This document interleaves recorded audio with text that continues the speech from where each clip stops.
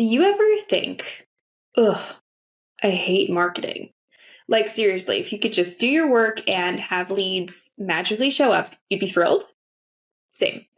Especially when I started building my business, I had big goals. I wanted to grow the audience, attract the aligned clients, and feel like marketing was a natural extension of my work. But instead, it felt forced, like I was trying to squeeze myself into someone else's template. And here's something that's important to know. I come from a teaching background. I didn't study marketing. I wasn't trained in business. I had to teach myself everything, every strategy, every system, every post, every promotion. Like, I learned by doing, by experimenting, by messing up, and then by figuring it out again. So if you've ever felt like marketing just isn't natural for me, then trust me, I get it. It was exhausting. I was stuck in a loop of planning, procrastinating, and second guessing every single step until I made one shift. And that's why I went from dreading marketing to actually enjoying it. Surprise, it's wild. And that's what we're diving into today. Let's get it.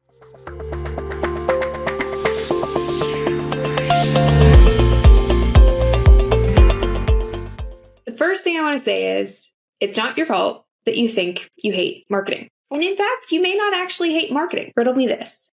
If your marketing efforts, your posts, your videos, your newsletters, la-di-da, were actually getting results, would you hate marketing? Methinks not. If those reels turned into sales and the podcast turns into profit, you would freaking love marketing. Am I right? We love things that are working. We love things that we're good at. Marketing feels hard and we hate it because we've been trained to measure its success, if it's working, and how good we are at it by metrics that we can't control. Views, likes, conversions, followers, revenue. And when those don't show up right away, well, we make it mean that we failed, that we're behind, that something's wrong with us, that we're not good marketers. And that kind of attachment is soul-sucking. Especially for purpose-driven entrepreneurs, especially because it's out of our control. So marketing becomes something we do out of fear rather than inspiration. So of course we procrastinate. Of course it feels like a grind. We're chasing something that lives downstream instead of owning our part in the process right now. Okay, so how do we shift this ish? Well, let me share a real example. In Q1, I set a goal. Get a lead from YouTube. Yep, that's it. That was my big goal. But I realized getting leads isn't something I can control. Even if I were doing paid advertising, I can't make someone become a lead. I can't force that. But as we know, a goal needs a plan behind it. And my plan to get to this goal was to simply post once a week on YouTube. Pretty simple. I have a goal.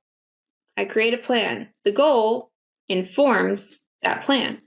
However, what's happened so frequently is we do this plan and then we're still looking at this metric to see if we were successful. So instead, I decided I'm not going to count my goal as the goal anymore. Instead, I'm going to make my goal what was the plan. This is completely in my control. I can post once a week on YouTube, which means that I was totally detached from this outcome of getting a YouTube lead. It didn't even matter. I was going to commit to my new goal of posting once a week. 12 weeks, 12 chances to show up. And what happened? Well, I posted 10. Now, that wasn't perfect. Some weeks we missed, some weeks we doubled up, but we got 10 videos out, and that felt like a massive win. Because the plan was the goal, and that took the pressure off. And yeah, we got a couple leads. Now, were the videos perfect? No.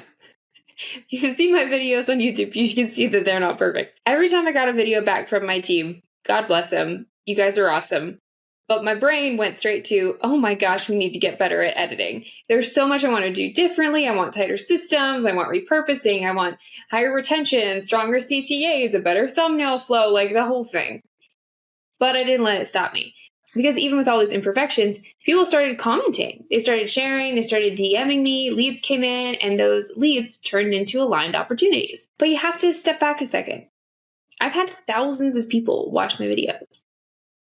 That's a big audience. I've got hours of watch time. That's like a full season of Ted Lasso, okay? Not because the marketing was perfect, but because it was honest, it was consistent, and I was more focused on the impact I was making rather than the 7-figure revenue stream that hadn't showed up yet. Here's the thing that most people don't talk about. If you want to keep showing up, you have to feel successful while you're doing it. We think that motivation comes from hitting these big goals and benchmarks, but it actually comes through seeing ourselves as the person, as someone who follows through. So I started training my brain to notice my progress. I would be in the middle of writing a script like this one I'm saying to you right now and say, girlfriend, you did that. You wrote that dang script. Woohoo! I would do like a tedious bit of research and celebrate like, wow, Jasmine, you did something you didn't feel like doing. That is huge. You go, girl. Like, you should seriously hear my thoughts when I'm marketing now. So the smallest of wins like are received by myself like a Super Bowl win.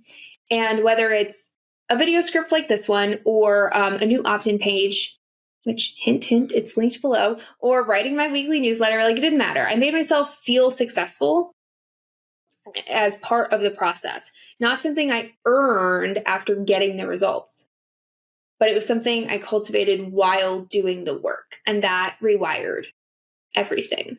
At this point, the outcome, the number of leads, sales, etc., honestly doesn't take up that much mental space because the process is the outcome. The becoming is the outcome. And when I show up aligned, excited, grounded, in my best energy, feeling myself, like that's the energy that gets returned to me. So if marketing is feeling really heavy for you right now, I want you to ask yourself, what am I trying to control that's not mine? What's the plan that is the goal here? And how can I feel successful today and not someday? Because you can market your business in a way that's light and fun and sustainable, but it starts with making peace with the process. If this resonated with you, hit like, subscribe, not because it helps the algorithm, though it does, but because it tells me that you want more aligned marketing strategies like this. And hey, if you've been sitting on a program idea or like you're stuck mid-revamp, don't wait for the perfect time. That moment never comes. But your momentum, you can choose that today, Buttercup. So if you are building a course business and want an easier time building or upgrading your programs, then check the link in the description. I've got a free toolkit that will help you create or up-level your digital programs and start turning your expertise into scalable revenue today. You don't have to be perfect. You just have to keep showing up. You've got this, and I'll see you in the next one.